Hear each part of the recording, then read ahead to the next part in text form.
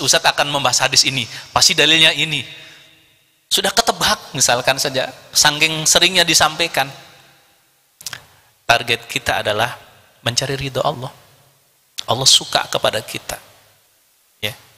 Allah suka kepada orang yang hadir di majelis ilmu. Kalau tidak salah di yayasan kita sudah menerbitkan surat edaran ya. Edaran seluruh santri karya wajib, benar Ustaz ya? Ada ya, ikut kajian Al-Hikam. Husnudon yang hari ini tidak bisa mengikuti karena sedang berhalangan. Oh enggak Ustaz, saya laki-laki. Ya sudahlah, terserah kan gitu. Kenapa? Ini kan satu bonus ya. Di tempat lain untuk mendapatkan ilmu, mau ngaji itu susah di jam karya, jam kerja. Ini teman-teman santri karya ataupun karyawan Pak, kalau di Darut Tauhid karyawan namanya santri karya.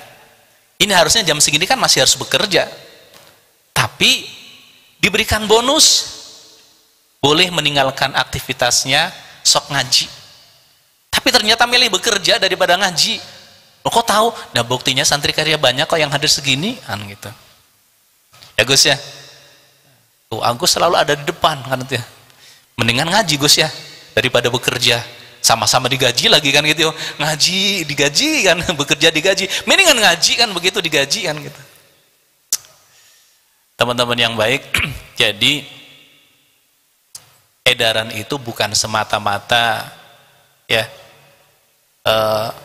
kami ingin teman-teman ngaji, tetapi bagaimana kesempatan yang ada itu betul-betul dimanfaatkan sebaik-baiknya untuk kita bersama-sama, kebersamaan ini ya. Karena kebersamaan di hari Senin, hari Kamis, hari Jumat sekarang ya, itu ya ada juga yang tidak bisa hadir karena memang ada tugas-tugas yang tidak bisa ditinggalkan. Memang ada juga teman-teman yang di koperasi yang bagian jaga SMM bisa juga tidak bisa bersama dengan kita. Tapi kan banyak ya, ya berarti yang lain adalah di belakang. Jadi punya tugas satu untuk ibadah. Makanya walaupun kita fisiknya ngaji seperti ini, jangan salah niat. Caranya sudah benar. Tapi kalau niat kita salah, juga enggak dinilai ibadah oleh Allah Subhanahu wa Ta'ala. Kan minimal dua tadi ya, niatnya benar, caranya benar, baru menjadi nilai ibadah. Seperti orang yang bikin roti, kue, bolu spesial, pakai resep spesial, ya. Resep yang biasa digunakan oleh chef-chef, nah dia spesial, tetapi bahan bakunya tidak menggunakan bahan baku yang terbaik. Misalkan telurnya 5, tapi 5-5-nya semuanya sudah busuk. Pakai tepung terigu misalkan saja ya, ternyata tepungnya juga sudah bau, apek. Pakai minyak ini itu bahan-bahan yang sudah tidak layak untuk digunakan. Apakah kira-kira menjadi kue bolu spesial? Iya, bolu spesial busuk. Nah, kan begitu. Walaupun resepnya sangat bagus, dikenal, tapi kalau bahan bakunya itu tidak bagus, nggak akan menjadi kue bolu spesial sebagaimana yang diharapkan. Hasilnya berbeda dengan yang ada dalam resep tersebut. Nah, ini artinya bahwa apapun yang kita lakukan harus ya minimal 2 tadi, niatnya harus karena Allah, kemudian caranya juga harus benar. Nah, dalam beribadah nanti insya Allah malam dikaji oleh Ustadz Hendra ya, kita akan diuji oleh Allah. Wa nablukum bisyarri wal khairi fitnah. Surat, ayo surat apa? Sama-sama lupa ya. Pokoknya surat Al-Quran ya. Surat Al-Anbiya. Wa nablukum bisyarri wal khairi fitnah. Dan Allah Subhanahu wa taala akan menimpakan kepada kamu, memberikan kepada kamu ya, bisyarri wal khairi, sesuatu yang tidak sesuai dengan keinginan kita dan sesuai yang dengan keinginan kita, sebagai fitnah, sebagai ujian. Jadi Allah akan menguji kepada setiap hambanya dengan dua hal, bisyarri wal khairi, dengan ujian yang cocok dengan keinginan dan ujian yang tidak cocok dengan keinginan. Itu ujian dari Allah. Nah, siapa orang yang lulus? Ya, orang yang lulus menghadapi ujian, sebagaimana yang sering disampaikan oleh guru kita, kiat menghadapi persoalan hidup. Yang pertama apa? Yang pertama apa? Masih ingat? Siap. Nih teman-teman mahasiswa, begitu sudah masuk, misalkan diterima di UPI, sudah kepikir 6 bulan yang akan datang saya akan ujian ya, semester 1. Berarti begitu masuk sudah siap-siap menghadapi ujian. Ujungnya apa? Serius belajarnya, dipelajari. Sudah ada kisi-kisinya, dipelajari semuanya. Nah, nanti saat ujian, satu kelas, ternyata sikap begitu membuka soal saja itu sudah berbeda. Yang satu begitu dibuka, langsung senyum dan yes, gitu ya. Walaupun tidak terlalu keras ya gitu ya. Kalau offline ngelis gitu kan, ada apa itu gitu. Senyum, tenang ya. Tapi yang sebelahnya begitu soalnya dibuka, senyumnya sedikit, selebihnya cemberut. Yang sebelahnya lagi begitu soal dibuka, boro-boro senyum, pusing. Kenapa? Jawabannya tidak ada kebayang satupun. Jadi ketika ngoreksi hasil ujian mahasiswa, ada yang ditulis, mohon maaf pada saat Bapak menyampaikan materi tersebut saya tidak masuk. Itu bukan jawabannya kan itu. Langsung dicoret kan. Bukan itu jawabannya gitu. Yang satu lagi, yang keempat, begitu soal dibuka langsung pingsan kan gitu. Soalnya sama, dosennya sama, waktu belajarnya sama, buku rujukan referensinya sama, waktu mengerjakan soal sama, tapi yang satu sanggup mengatakan yes, yang satu senyumnya sedikit, yang satu tidak pakai senyum, yang satu keringat dingin keluar semuanya, dan sebelahnya pingsan kan gitu. Apa yang membedakan? Siap, kesiapan. Sama, kita juga diuji oleh Allah Subhanahu wa taala, dan Allah memberikan ujian kepada hambanya sesuai dengan tingkatannya masing-masing. La yukallifullahu nafsan illa wus'ah. Jadi Allah Subhanahu wa taala tidak mungkin membebani hambanya di luar batas kemampuan. Sudah diukur oleh Allah Subhanahu wa taala. Adapun merasa berat, ya karena tadi tidak belajar. Kan soal untuk anak SD, SMP, SMA itu sudah diukur oleh gurunya. Tidak mungkin guru SD membuat soal untuk anak-anak SMA. Itu namanya guru ngelir kan gitu.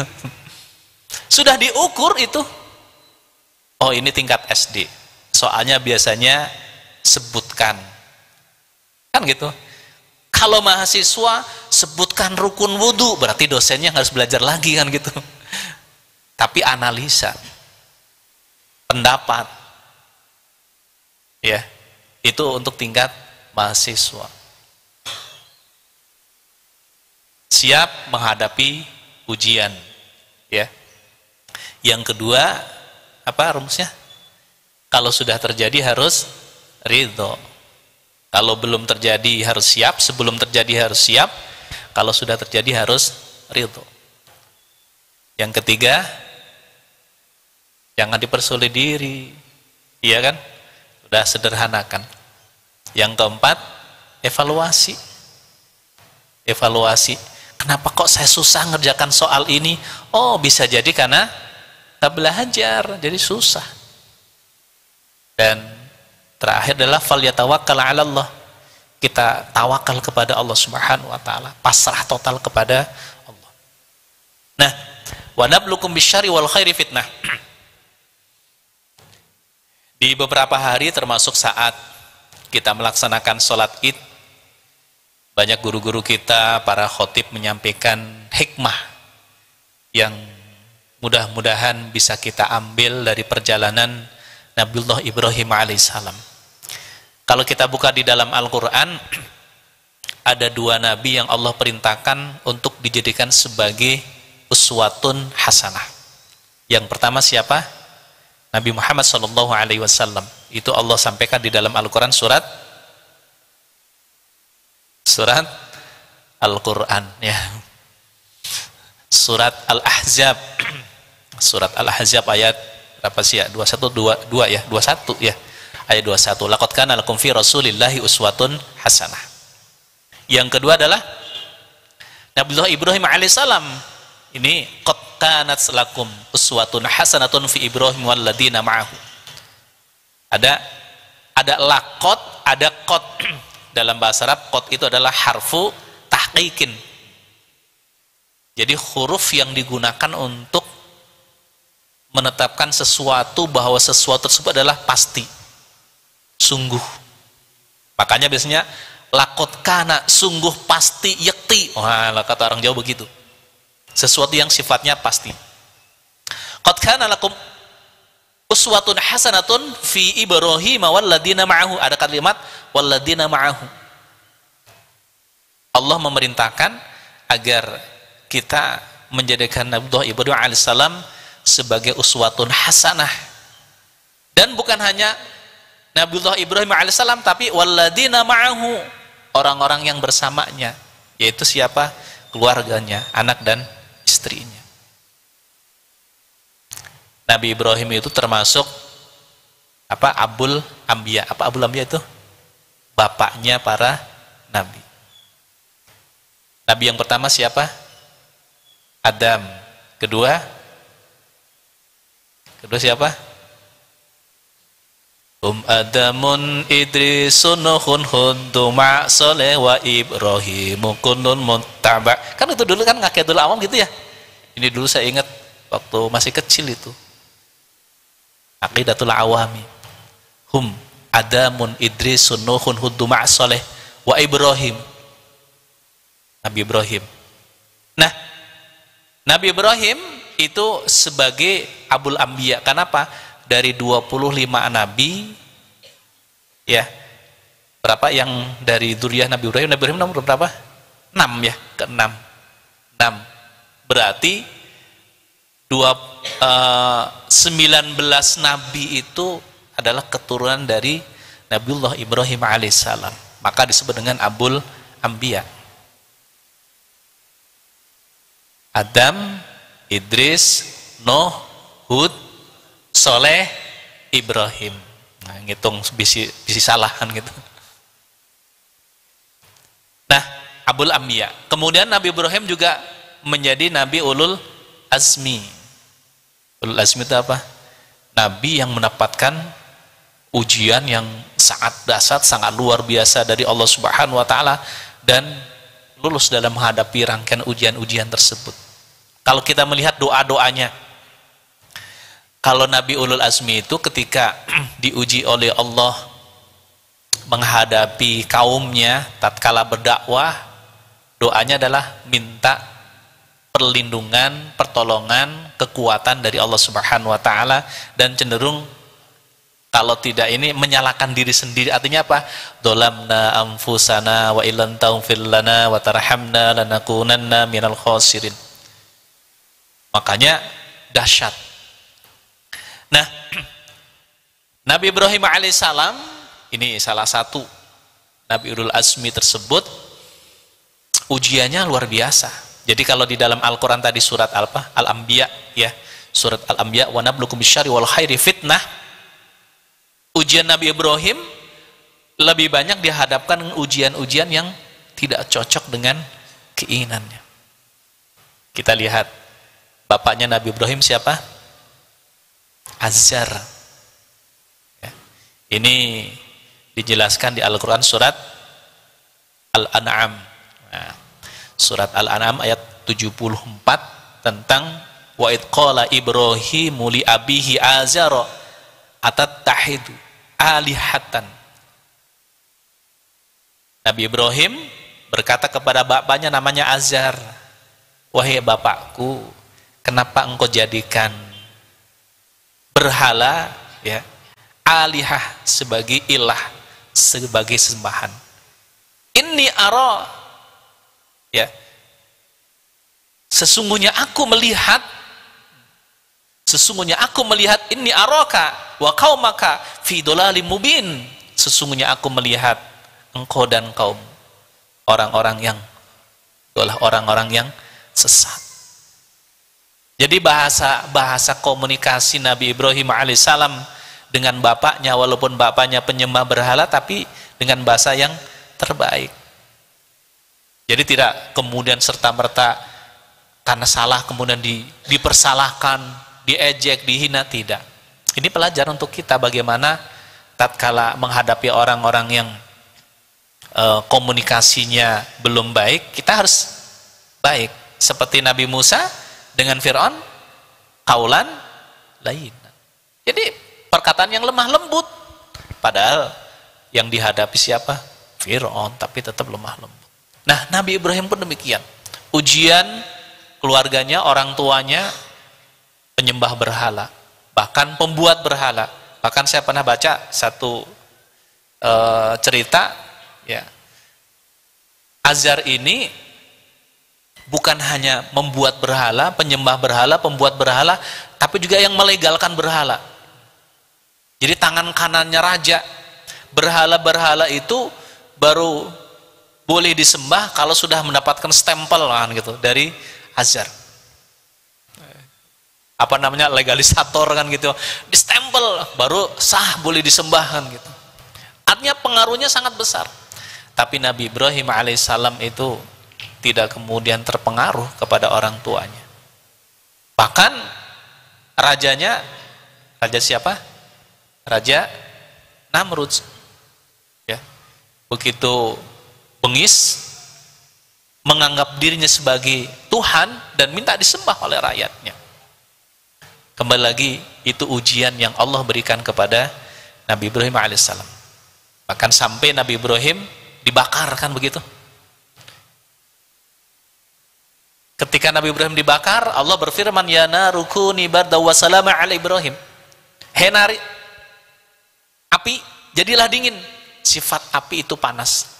Tapi ketika mendapatkan perintah dari Allah yang menciptakan api, maka sifat api berubah sesuai dengan perintah Allah menjadi dingin. Jadi Nabi Ibrahim walaupun dibakar, kedinginan, diselamatkan oleh Allah Subhanahu wa taala. Ujian yang tidak cocok dengan keinginan. Terus Nabi Ibrahim pergi meninggalkan kampung halamannya, ya. Panjang kalau diceritakan kan. Menikah sekian puluh tahun belum diberikan keturunan oleh Allah Subhanahu wa taala. Kemudian menikah atas rekomendasi dari istrinya Siti Sarah, menikah dengan Siti Hajar Nabi Ibrahim, dan Allah berikan keturunan, baru mendapatkan ujian yang cocok dengan keinginan. Kan gitu, rangkaian ujian begitu panjang, lebih banyak ujian-ujian yang tidak sesuai dengan keinginan, tidak cocok dengan keinginan. Nah, apakah tatkala diuji dengan sesuatu yang cocok dengan keinginan, dengan hadirnya Ismail, Nabi Ibrahim alaihissalam semakin dekat dengan Allah, ataupun justru semakin jauh dari Allah Subhanahu wa taala? Ternyata Nabi Ibrahim alaihissalam justru semakin dekat dengan Allah. Dengan Rabbi awzi'ni an ashkura ni'mataka allati an'amta 'alaina wa 'ala walidayna wa na'amala salihan tardahu, dan seterusnya. Justru semakin bersyukur kepada Allah Subhanahu wa taala. Kan kadang-kadang tatkala diuji dengan sesuatu yang cocok dengan keinginan bukan membuat semakin dekat dengan Allah. Diuji dengan kesempitan, ya, tidak sedikit yang akhirnya apa? Dekat dengan Allah. Ngajinya, Al-Qur'annya terus dibuka. Ya.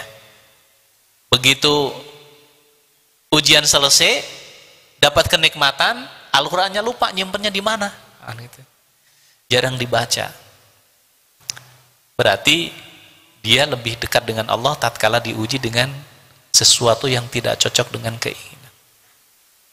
Harusnya dua-duanya membuat kita semakin dekat dengan Allah Subhanahu wa taala. Lulus Nabi Ibrahim menghadapi ujian yang cocok dengan keinginan, diuji oleh Allah kembali, diperintahkan untuk meninggalkan istri dan juga anaknya yang sangat dinanti-nantikan, yang sangat dicintainya. Bayangkan puluhan tahun menikah belum diberikan keturunan, setelah anaknya lahir diperintahkan untuk ditinggalkan. Ini kan yang luar biasa itu. Tapi kembali lagi karena ini perintah dari Allah Subhanahu wa taala, sehingga sami'na wa ata'na. Ketika Nabi Ibrahim akan meninggalkan istri dan anaknya, Siti Hajar bertanya, "Wahai suamiku, kenapa engkau ingin meninggalkan aku dan anakmu ini?" Sampai yang ketiga kalinya, "Wahai suamiku, apakah ini perintah dari Allah ataupun keinginanmu?" Ketika Nabi Ibrahim mengatakan, "Wahai istriku, ini adalah perintah dari Allah Subhanahu wa taala." Ketika Nabi Ibrahim menjawab ini adalah perintah dari Allah, maka Siti Hajar tenang, ditinggalkan di tempat tersebut walaupun tahu persis resikonya seperti apa. Kan di satu lembah, di lembah Baka, yang di situ tidak ada kehidupan, tidak ada pohon, buah-buahan, tidak ada makanan, bahkan sumber air juga susah. Tapi karena yakin ini adalah perintah dari Allah Subhanahu wa taala, sehingga yang ditinggalkan tenang, yang meninggalkan pun juga tenang. Kenapa? Buah keyakinan kepada Allah. Jadi kuncinya ternyata apa yang membuat Nabi Ibrahim alaihissalam, keluarganya, istri, anaknya begitu kuat menghadapi ujian-ujian dari Allah. Kenapa? Keyakinan kepada Allah. Itu penting.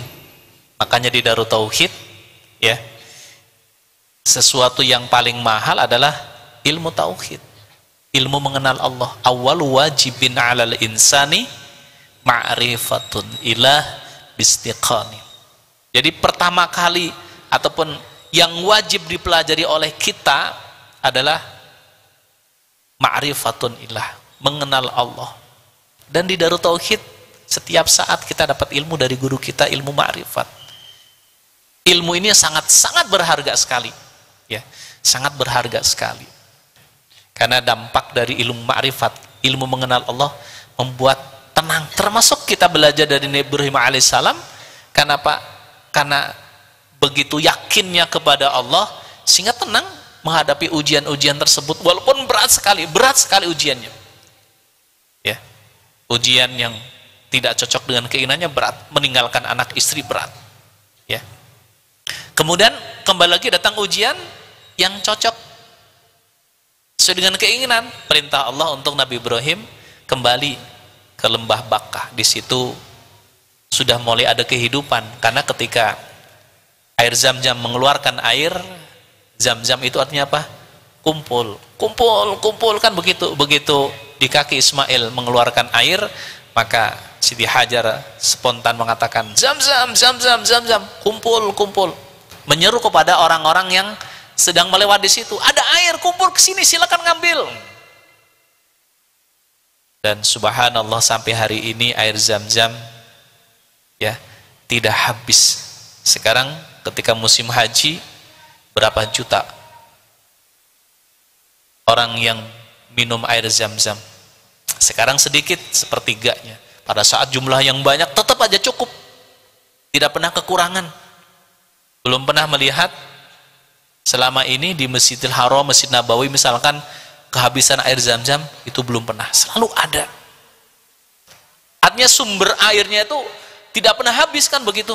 Diminum sekian juta orang tetap cukup, padahal sudah ribuan tahun yang lalu. Jadi Bapak Ibu teman-teman, keyakinan kepada Allah lah inilah yang membuat kita semakin semangat untuk beribadah kepada Allah. Maka dari hikmah tadi kita belajar tentang ilmu hikmah. Ciri orang yang mendapatkan hikmah satu adalah dia semakin yakin kepada Allah. Jadi kalau kita mengikuti kajian, belajar, melihat sesuatu yang membuat kita semakin yakin kepada Allah, berarti kita mendapatkan hikmah. Adanya kejadian-kejadian yang ada di sekitar kita yang membuat kita semakin yakin kepada Allah, berarti kita mendapatkan hikmah. Satu, ciri orang yang mendapatkan hikmah semakin yakin kepada Allah. Yang kedua adalah semakin semangat untuk beribadah kepada Allah Subhanahu wa taala. Ibadahnya semakin semangat. Terus diperbaiki. Ya. Belajar terus-menerus. Kan di surat Al-Mulk disebutkan alladzi khalaqal mauta wal hayata liyabluwakum ayyukum ahsanu amala, orang yang paling baik amalannya. Artinya apa? Bagaimana agar amalan kita terus semakin lebih baik? Jangan pernah berhenti untuk belajar. Terus belajar, belajar dan terus belajar. Adapun faham, pinter, itu adalah bonus dari Allah. Kewajibannya apa? Kewajiban belajar. Bagaimana kalau kita supaya mendapatkan bonus? Ada kesungguhan, kan begitu. Kalau yang belajar dia sungguh-sungguh, ada bonusnya. Bonusnya diberikan pemahaman oleh Allah Subhanahu wa taala. Jadi faham, pinter, hafal, itu adalah bonus dari Allah Subhanahu wa taala yang kita ikhtiarkan. Yakin kepada Allah, semangat ya untuk beribadah kepada Allah, ya. Yang ketiga adalah takut melakukan perbuatan yang mengundang murka Allah. Takut, ya. Ketika akan melakukan sesuatu, takut. Kalau sudah tergelincir melakukan perbuatan yang salah, segera bertobat, mohon ampun kepada Allah. Allah Maha Rahman, Allah Maha Rahim, kan begitu. Walladzina idza fa'alu fahishatan aw dzalamu anfusahum dzakarullaha fastaghfaru lidunubihim wa may yaghfirud dunuba illallah wa lam yusirru ala ma fa'alu wa hum ya'lamun. Jadi kalau kita terlanjur melakukan perbuatan dosa, perbuatan salah, sadar bahwa perbuatan adalah perbuatan yang dilarang oleh Allah, yang mengundang murka Allah, kemudian segera kembali kepada Allah dengan istighfar dan juga bertaubat. Istighfar itu bahasa kita adalah minta maaf kalau kepada manusia. Kalau taubat, kembali ke jalan yang lurus, jalan yang diridhoi oleh Allah Subhanahu wa taala. Saya paling senang kalau diminta ngajar di santri PMK, Pak. Hanya jadwalnya kadang-kadang tidak bisa sinkron, ya. Jadwal rapat, jadwal ini, itu dan sebagainya. Tapi saya usahakan setiap angkatan saya bisa masuk, ya. Minimal 3 kali saya bisa masuk silaturahim. Kenapa? Kalau melihat santri PMK memotivasi diri saya, itu yang sudah sepuh-sepuh saja itu semangat ngaji, apalagi saya yang masih muda, ya. Kan gitu, harusnya semangat begitu. Ini kalau teman-teman yang salnya warna apa sih ini? Sal PPM ungu, ya. Ya, saya kalau menyebutkan warna suka salah, Pak, ya. Yang paling gampang warna putih gitu ya, yang tidak pernah salah, putih, merah, hitam gitu. Tapi kalau warna yang lainnya suka salah gitu. Warna ungu. Nah, santri warna ungu PPM melihat PMK membuatnya harus semakin semangat. Tuh yang sudah sepuh-sepuh saja itu semangat, dan tidak mudah itu duduk lama kan. Kalau sudah sepuh itu kan ya karena sudah lama dipakai kan, itu duduk begini capek, gini cangkel kan, itu silah lama-lama itu nggak kuat kan begitu. Itu Bu ya. Makanya saya suka maklum gitu. Ada yang sambil ngaji, sambil bangga silakanlah, yang penting ngaji kan gitu. Karena emang sudah begitu. Tapi senang membuat kita juga ikut tertular semangatnya untuk belajar kan gitu. Yang sudah sepuh-sepuh jangan kalah juga kan gitu. Itu yang masih muda saja itu ngajinya semangat, kalau gitu saya yang sudah dekat finish, wah kan gitu. Saya yang sudah hampir finish harus lebih semangat daripada yang muda kan begitu. Jadi saling menguatkan. Yang anak-anak yang masih remaja semangat karena melihat yang sudah sepuh, yang sudah sepuh semakin semangat. Kenapa? Itu yang muda secara ikhtiar ya, waktu masa hidupnya masih lebih panjang, semangat, apalagi saya kan gitu, sudah hampir finishnya kan begitu. Saling menguatkan. Jadi takut melakukan perbuatan yang mengundang murka Allah. Jadi semangat beribadah kepada Allah, yakin kepada Allah, semangat beribadah kepada Allah, takut melakukan perbuatan-perbuatan yang mengundang murka Allah Subhanahu wa taala. Itu inti orang yang mendapatkan hikmah dari setiap kejadian, dari setiap keadaan. Kullu syai'in hikmatun. Termasuk ketika mendengar cerita bagaimana ujian-ujian yang Allah berikan kepada Nabiullah Ibrahim alaihissalam, harusnya kita mendapatkan hikmah yang seluas-luasnya. Oh, apa sih yang membuat Nabi Ibrahim begitu tegar menghadapi ujian? Oh, satu adalah keyakinan kepada Allah, keimanan yang kuat kepada Allah Subhanahu wa taala, sehingga tegar dalam menghadapi ujian-ujian dari Allah Subhanahu wa taala. Mudah-mudahan Allah membimbing kita, memberikan kekuatan lahir maupun batin kepada kita sekalian, sehingga kita bisa mengambil pelajaran dari keluarga Nabi Ibrahim alaihissalam. Amin, Allahumma amin. Alhamdulillah sudah 4:30. Masuk nggak Kang Mim? Nggak ya, sedang dalam perjalanan ya, pulang ke tanah air insyaallah. Allahumma salli wa sallim ala habibina wa safiina wa dhuhrina sayyidina wa maulana Muhammad sayyidil awwalina wal akhirin wa sallim radhiyallahu tabaraka wa ta'ala kulli sahabati sayyidina rasulillahi ajma'in.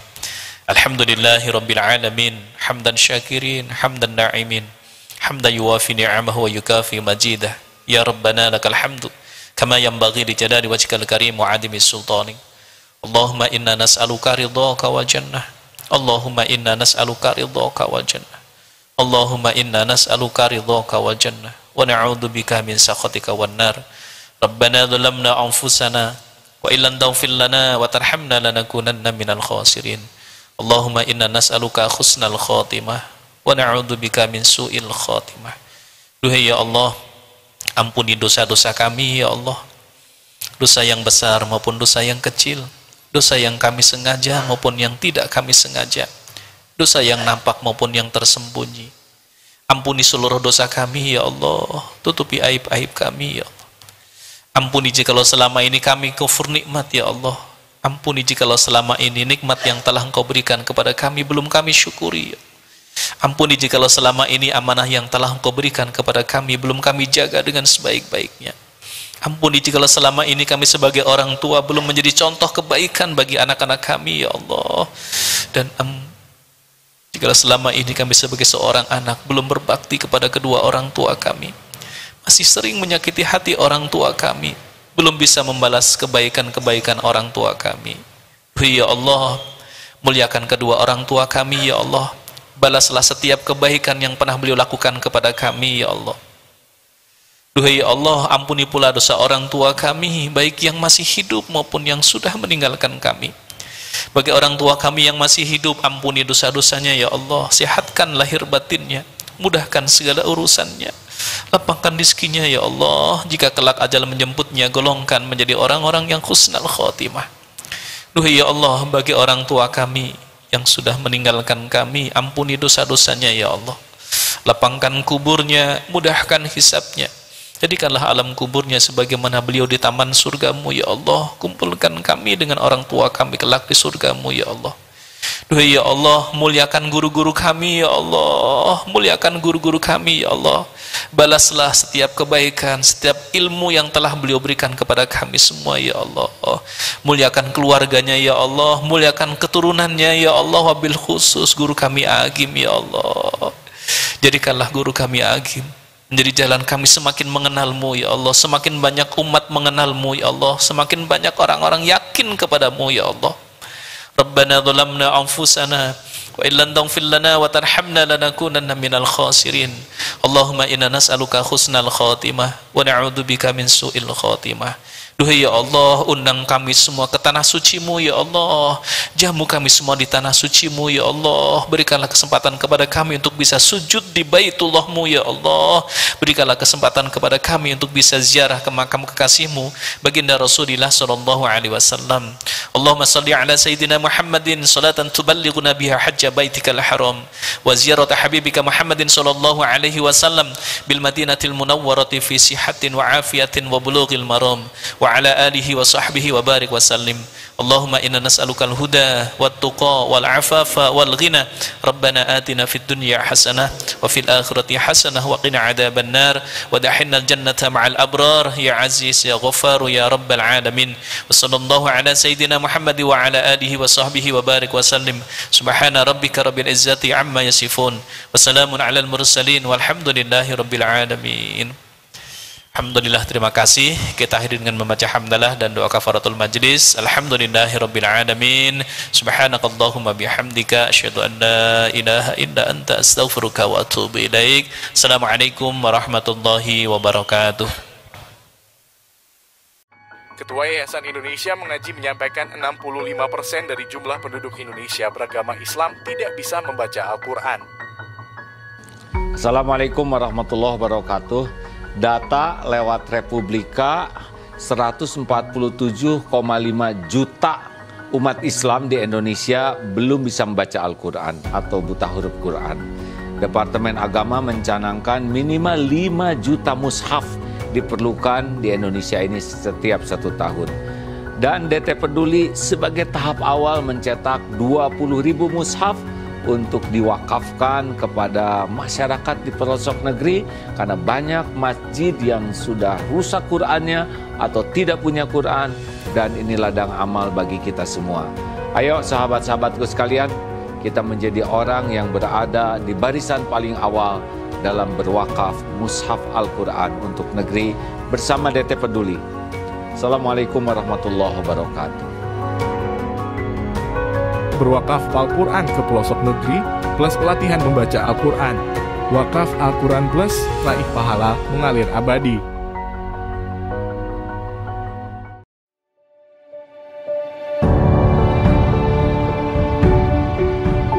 Saudaraku sekalian, ini adalah kawasan Eko Pesantren 2 di daerah Parompong. Masya Allah, luasnya 4,6 hektar dan di sini akan segera dibangun masjid dan pesantren. Islam sangat serius untuk menjaga kelestarian alam, rahmatan lil alamin. Dan mudah-mudahan menjadi ladang amal bagi siapapun yang memang merindukan membangun masjid, membangun lembaga pendidikan. Inilah kesempatan untuk beramal. Saya sangat senang sekali di daerah saya akan dibangun pembangunan masjid sama pesantren. Semoga pembangunan di sini lancar dan diberkahi sama Allah.